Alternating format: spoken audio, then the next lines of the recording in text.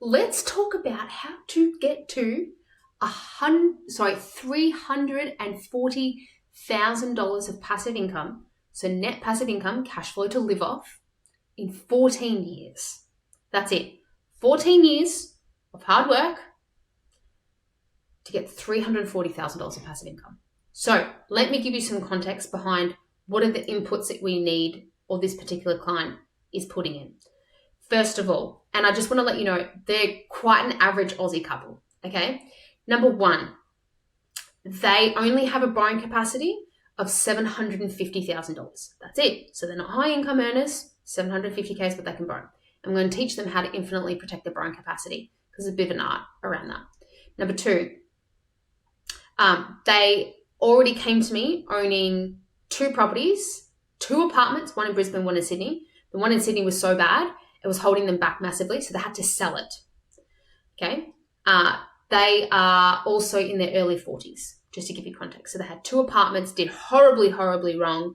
And the apartment in Sydney, literally they walked away with $145,000 worth of cash. So the thing that's injecting this and that's giving them the turbo boost is that they had $145,000 from a sale of selling off an apartment in Sydney, of which they did not get from capital growth in that apartment. They held it for over 10 years, 0 capital growth, nearly the same price. The only reason why they had that money is because it was built into them paying down the principal. That was it. That's just their repayments paying it down over 10 years. So essentially, they walked away with what they put in. So they're coming to me with 2 apartments, sold one, we kept the one in Brisbane.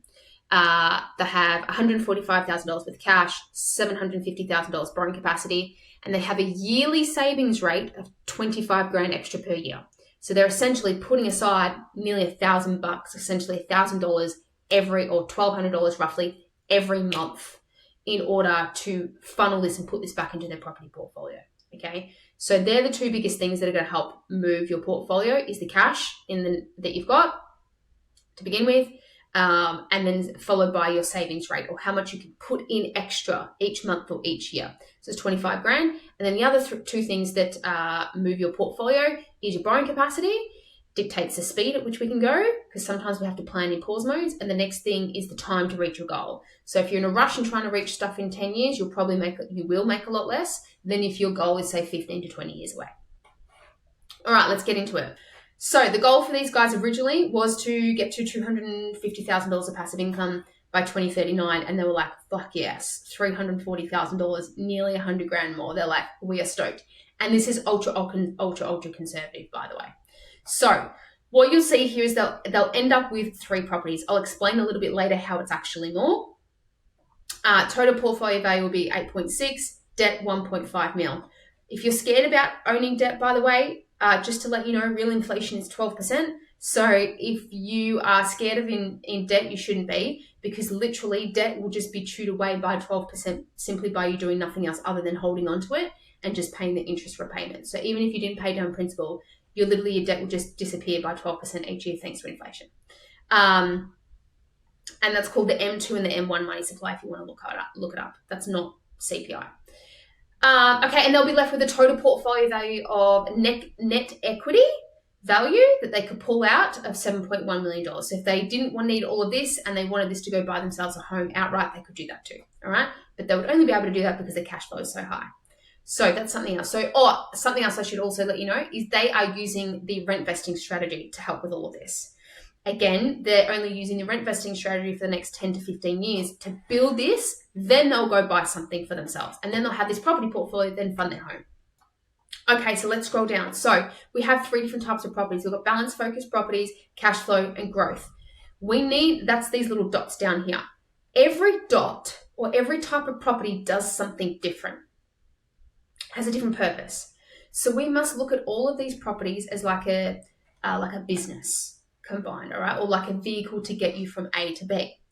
And then we look at each of these properties, they're intended, and we place them into your portfolio to help you unstick you for the next thing.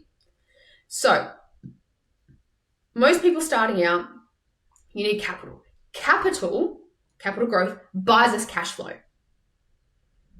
So we don't want to be doing negative gearing. We need to aim for positive cash flow to get us the time that we want at the end of the day, or to pay the cash flow to pay off our homes, which is typically the two biggest goals most people come to me with, is like, leave, I want to retire, or leave, I want to pay down my home debt. Great, we need cash flow to do that. But to be able to get the cash flow, we need to have the equity.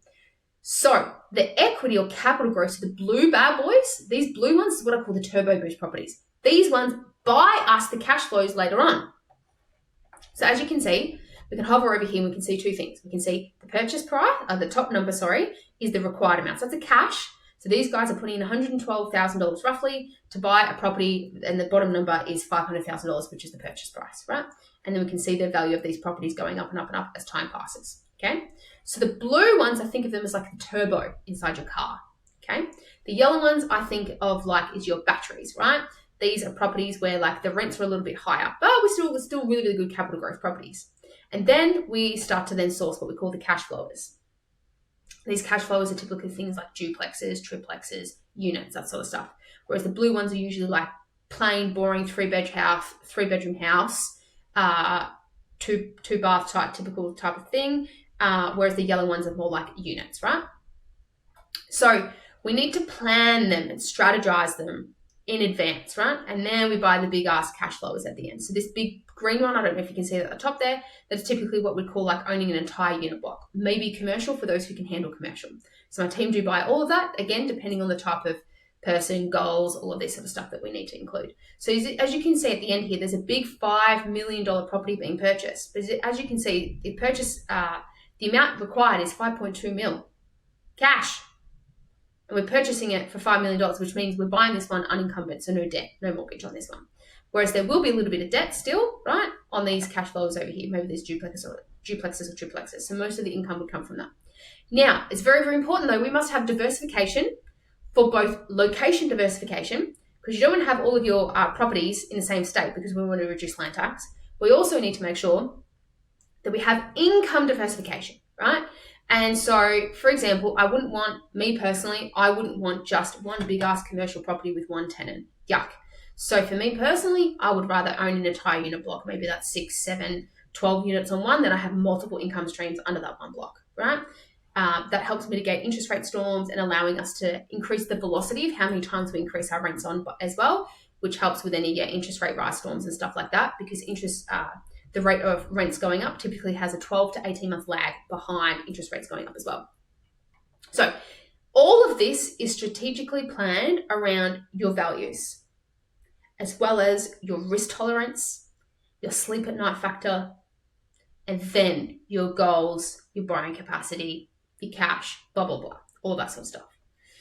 So we've matched it to these guys' goals. All right, let's move down to the juicy stuff. I'm not going to go into all of these nerdy stuff right now. It's way too deep and too heavy. But as you can see, the strategy here is for the number of properties, they'll be going up and up and up all the way up to 10 properties. Then we do a massive sell down around 2037. All right, for them to then only end up with the 3 properties. Essentially, they were selling all of these properties here to be able to buy this one outright.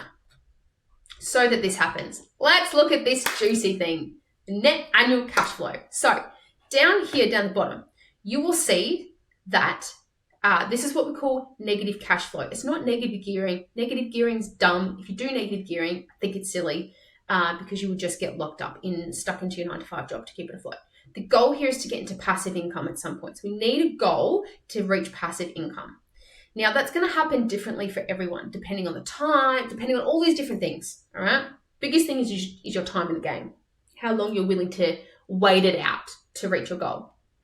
So for these guys, there'll be negative cash flow about $17,000. That's the worst case, not including tax deductions. Any properties you own inside your personal name, you might get an extra $3,000 or $4,000 back at tax time for this as well. So that's not including tax deductions, okay? Then we go into positive. So see what I mean? Where like you don't need to have your loans paid off. You can be in positive cash flow territory. And then this then just keeps going up for the rest of your life. And then this big jump here is because we do the big sell down of selling a bunch of properties and then we buy this property outright. This includes us already calculating capital gains tax as well, based on your income. So, and then your income literally just goes up and up and up for the rest of life. There will be, typically there is a dip for people or like a flat line, and that is typically when we then plan to change your loans over from interest only to principal and interest. So we absolutely do need to plan to pay down principal at one point, but not until the cash flow is so high that it can afford to dip a little bit. And that dip, if you look for these guys, their cash flow 20 years in, roughly, is going to be $414,000 that they'll be able to live off.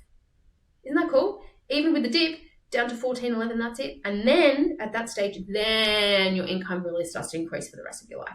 To be honest with you, that'll just keep up with inflation alone. That'll just maintain your lifestyle, not necessarily make you rich, but it'll prevent you from being poorer, that's for sure.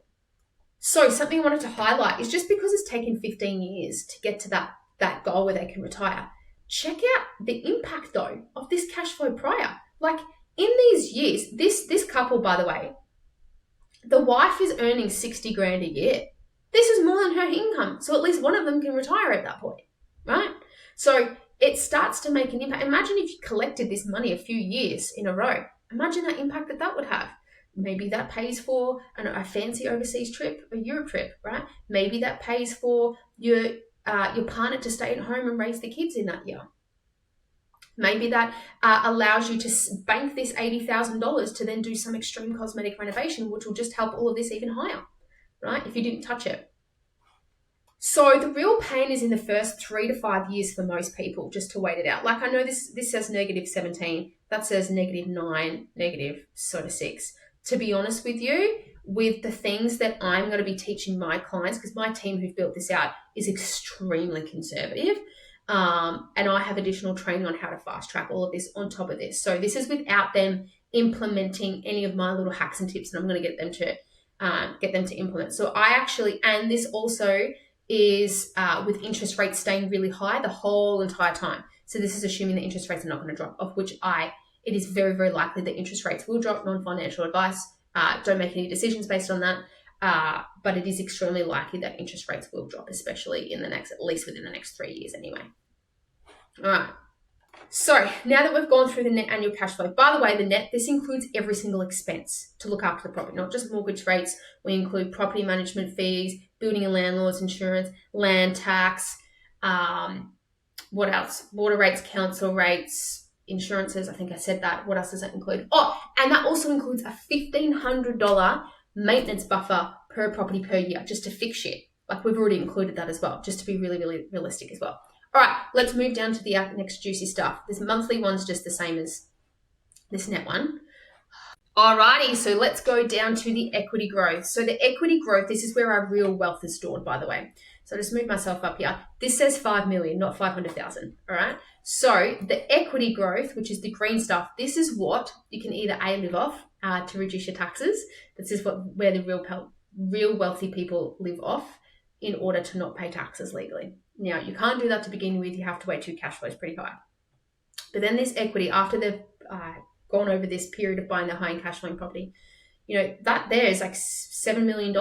You could potentially then pull a quarter of that out, half of that out, to then go buy yourself a house outright if you wanted to, or if you already owned a home that you could use way back here, you could then pull out a bit of equity to pay off the home, right? So what we're doing here is where, rather than being the minions and going to a 9-to-5 job and paying off debt the hard way, we're leveraging properties which can work harder than you. We're allowing those properties to do the heavy lifting of paying down debt and increasing cash flow, or having cash flow then pay down debt as well. So there's multiple different options here. Maybe you're somebody who wants to build out generational wealth. Great, well, we can use this here to then, maybe you need one of your kids, let's just say you've got 3 kids and you want to give them, they might need $200,000 each, right? Just to get their foot in the door. That might just be a 5% deposit for them in the future. And so, you could pull out this equity and be the guarantor for them. Again, and it makes it easier for you to do that if the properties are cash flowing, and if you've got equity, you couldn't have these options. So the point of building wealth here is just to give us more options, right? Typically in the first 5 years, it's the hardest. It's where we don't have many options to begin with. But then the options really start to free up between year 5 to year 10. If we go back to here, 2024 to 2029, 2023, this is when our options really start to occur around that window of year 5 to year sort of 10, in this window, right? We have cash flow options, borrowing capacity's gone up. We have equity options, right, that you wouldn't have had previously. maybe one of you gets sick in the future, unexpected sickness. I see illness all the time. And I had one client who was like, was so lucky. They had $500,000 of equity in their property. And because they were able to protect their borrowing capacity, they were able to pull out 150 grand for the year because their husband had a stroke really young, at a really young age, and they had a big family. And they needed 100 grand, 150K because they had to learn to walk again. Imagine if you didn't have that 150K of equity and also the borrowing capacity there, which is critical to be able to pull out that equity. And they were able to completely allow him to not work for a whole year because he owned his own business, wasn't paying himself super, so he didn't have insurances like a lot of people do. So it's just an extra added layer of security and options for us as well. So every property we buy is going to give you more options than what you had before you bought it. The first 3 to 5 years, just don't touch it. Leave it alone. Don't go pulling out equity to buy yourself a dumb shit like cars and stuff like that. That doesn't help. Anyway, if this was of value for you, please comment below. I'd like to know what the light bulb moment was for you.